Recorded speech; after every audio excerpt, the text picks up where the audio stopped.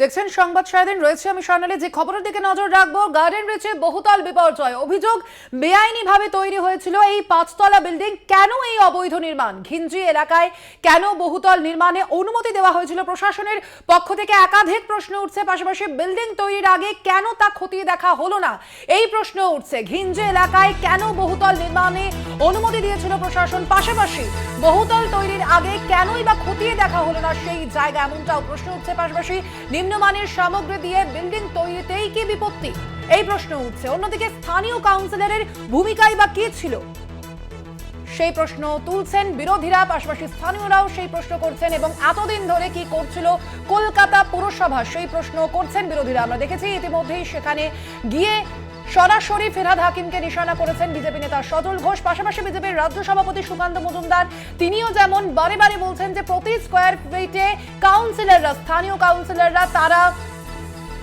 টাকা নিতেন, এমনটাই অভিযোগ করেছে বিজেপির রাজ্য সভাপতি সুকান্ত মজুমদার। এবং সেই বিরোধিতাই এবার সরব হয়েছে সকলে। এবং সাধারণ মানুষের প্রশ্ন ছিল যে এই বহুতল তৈরির আগে কেন সেই জায়গা খতিয়ে দেখা হলো না? নিম্নমানের সামগ্রী দিয়ে বিল্ডিং তৈরিতেই কি এই সব বিপত্তি তৈরি হয়েছে?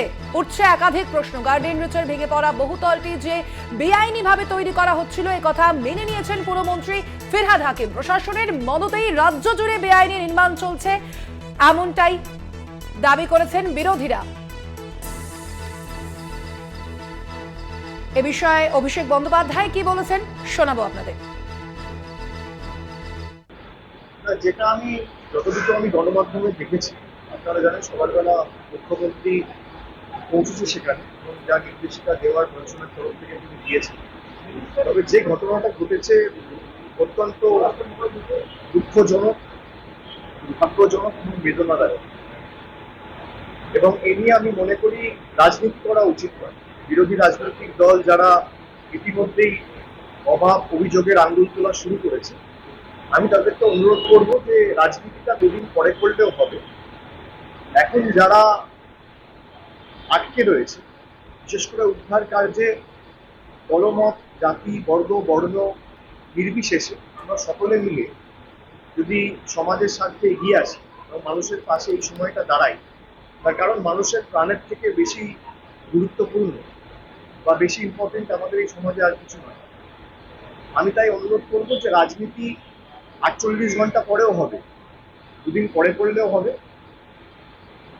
এবং আমি মনে করি আজকের ঘটনার যাতে পুনরাবৃত্তি না হয়, সর্বস্তরের জনপ্রতিনিধি, পুরসভা, প্রশাসন এবং তার সাথে কোর্ট, এই তিনটে ইনস্টিটিউশনেরই সমন্বয় থাকা অত্যন্ত গুরুত্বপূর্ণ।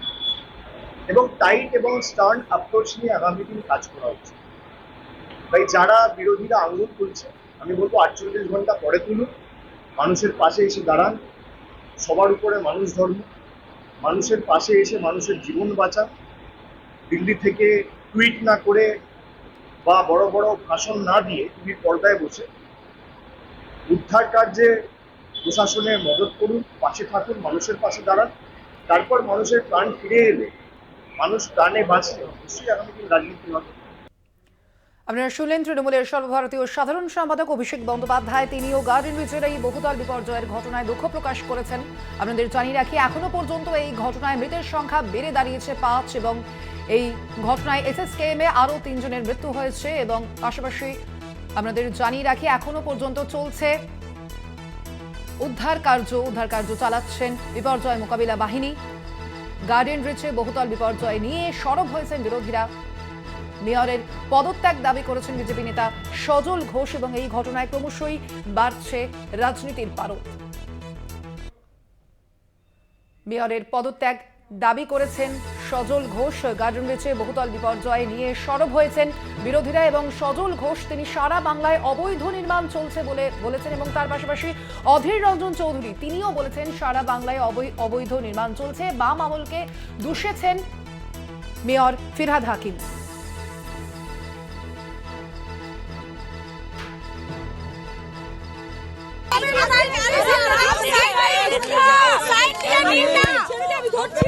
আপনি চুপ করুন। রেল অ্যাক্সিডেন্ট হলে যদি রেলমন্ত্রী পদত্যাগ করে, তাহলে মেয়র, বিল্ডিং এর MIC এবং নগর উন্নয়ন মন্ত্রী তিনি কেন পদত্যাগ করবেন না যদি তার বিধানসভা ক্ষেত্রের মধ্যেই এই ঘটনা ঘটে? ওরা বেআইনি যদি হয়েছে স্থানীয় কাউন্সিলর জানে না, এমন তো হতে পারে না।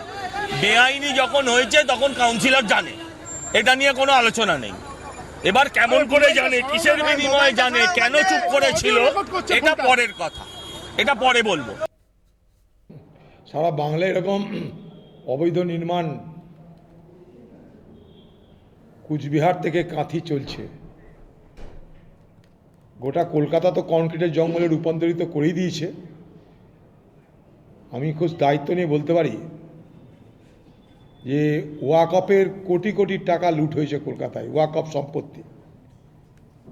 ওয়াকফ সম্পত্তিকে এই সরকারের আমলে কলকাতা কর্পোরেশনের নেতৃত্বে যেভাবে গোটা কলকাতা জুড়ে লুট হয়েছে তার একটা তদন্ত হওয়া দরকার।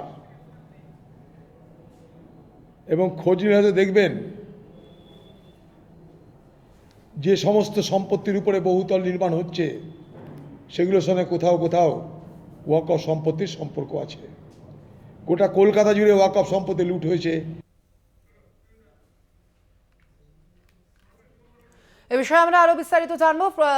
সরাসরি রয়েছেন আমাদের প্রতিনিধি শুভঙ্কর মণ্ডল। শুভঙ্কর, আমরা দেখতে পাচ্ছি এই গার্ডেন রিচে এই বহুতল বিপর্যয়ের ঘটনায় কিন্তু ক্রমশই চলছে রাজনীতির পারদ, এবং যেমন আমরা দেখতে পাচ্ছি শাসক দলকে কিন্তু ক্রমশই বিরোধীরা আক্রমণ করছে। এ বিষয়ে কি জানাচ্ছে প্রশাসন?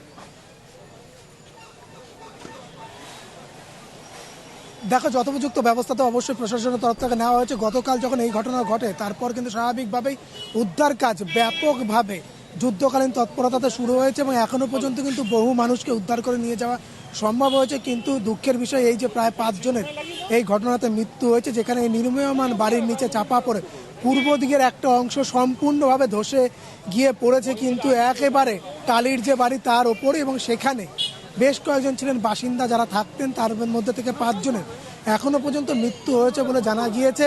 এবং এখানে তোমায় জানিয়ে রাখি যে স্বাভাবিকভাবে এই নিয়েই যে চাপানোতর সেটাতে কিন্তু শাসক বিরোধী তরজা চলছে। কিন্তু এর মধ্যে আমরা কি দেখতে পেলাম যে সংবাদ মাধ্যম খবর সংগ্রহ করতে গেলে তাদেরকেও এখানে যারা রয়েছেন বেশ কিছু মবের হাতে তাদেরকে আক্রান্ত হতে হলো। এখন একেবারে ঘটনাস্থল থেকে বাইরে বেশ কিছুটা দূরত্বে, প্রায় 5 থেকে 7 মিনিট দূরত্বে একটি জায়গাতে মেন রাস্তার উপরে তাদেরকে আবদ্ধ করে রাখা হয়েছে। এবং ঠিক আমার পেছন দিকে যে হাসপাতাল রয়েছে সেই হাসপাতালে বেশ কয়েকজন কিন্তু এই মুহূর্তে অ্যাডমিটেড রয়েছে, অর্থাৎ তাদের সেখানে চিকিৎসা চলছে।